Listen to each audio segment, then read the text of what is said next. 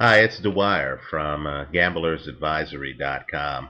I'm just back in from the Manny Pacquiao Oscar De La Hoya fight. Um, Congratulations to Manny Pacquiao. Congratulations to his fans. Pacquiao was magnificent tonight. We were wrong on this fight. My staff stunned. I'm surprised. Not so much by Manny Pacquiao, who was brilliant as always. Great hand speed, great footwork, kept De La Hoya turning like a top. But we're simply astonished at Oscar De La Hoya. When you're the bigger man in the fight, why would you ever try to come into the fight thinking of counterpunching? When you're the bigger man in the fight, why would you spend at least the first two rounds gingerly sticking out a left jab instead of jumping on your smaller opponent and trading punches? Oscar didn't even work Manny Pacquiao's body. He seemed confused. He seemed weak. Quite frankly, Manny Pacquiao was not only the faster fighter in the ring, Manny Pacquiao looked to be the stronger fighter in the ring. Let me also point out, too, that Oscar De La Hoya typically doesn't allow HBO to unofficially weigh him before a fight. Here, on the unofficial weigh-in by HBO after the official weigh-in, Oscar De La Hoya still weighed 147. Manny Pacquiao actually outweighed Oscar De La Hoya by a pound and a half. If you listen closely during the commentary of the very first round, in fact, before the first round, Emmanuel Stewart on HBO's telecast actually tells the viewers that he's absolutely stunned that Oscar De La Hoya did not gain more weight between the weigh-in and the start of the fight. Now, the question has to be asked. If you're the bigger man with the bigger punch, why are you trying to keep weight off? Did Oscar really feel that he needed faster hand speed against a guy who, had only fought once above 130 pounds? Oscar's game plan really has to be called into question because it is quite frankly a bit shocking that Oscar not only seemed unprepared for Manny's movement, and that's a signature of Manny Pacquiao, but more importantly, Oscar couldn't even stop Manny's straight right hands. Oscar gets hit several times in the face by Manny Pacquiao. He doesn't have his hand up. A befuddled Emmanuel Stewart, who really did a great job on the commentary, actually points out that what Oscar should be doing is have his hand up before his face and then work the jab. Oscar inexplicably hardly throws the jab for a couple of the rounds. It's as if he didn't learn anything from the Floyd Mayweather fight. So Manny Pacquiao, brilliant performance.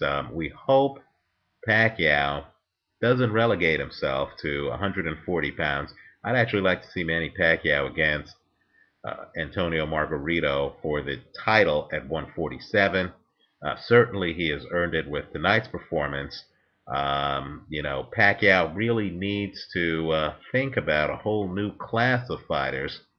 He certainly has etched his name among boxing's very best historically by literally starting a career at 106 and then finding a way to win this fight at 147. Keep in mind, Pacquiao still holds the title at 135.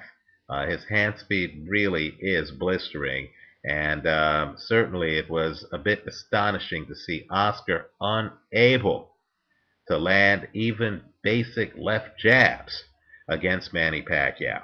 I was also a bit startled that when Oscar did later in the fight actually land a few power punches, Manny Pacquiao not only took them but raised his hands as if to say, "Is that all you got?"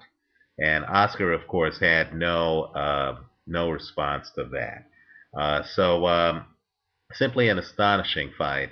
Oscar De La Hoya, all I can say is whatever game plan you came up with wasn't the right game plan for this fight. It's my understanding that Freddie Roach, after the fight, said that he knew that he had the fight after the first round because Oscar had no legs. And further, Oscar looked like a shot fighter. Oscar lost so convincingly. On my scorecard, did not give Oscar a round. I believe I had one round even. I had the rest of the fight for Manny Pacquiao. I thought it was very telling that Oscar's own trainer, after the referee said to Oscar, if you continue to get hit like that, then I'm going to stop it. I thought it was very telling that Oscar's own trainer says to Oscar in the corner, let's stop the fight. Obviously, Nacho Beristain, who is Juan Manuel Marquez's trainer, felt that Oscar De La Hoya was doing worse against Manny Pacquiao than Juan Manuel Marquez. Quite frankly, I don't know where Oscar goes from here. His hand speed looked very slow, and this is a guy who normally has blistering hand speed. And it definitely looked like he couldn't do basic turn moves.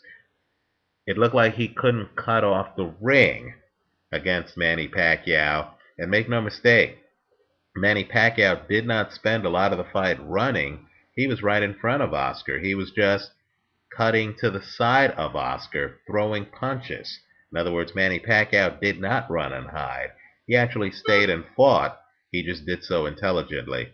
And Oscar De La Hoya was completely unprepared for Manny Pacquiao's game plan, which is very shocking because anyone who saw HBO's De La Hoya Pacquiao 24/7 and who watched Manny Pacquiao's sparring sessions on the show knew that Manny Pacquiao was going to be moving side to side against Oscar De La Hoya.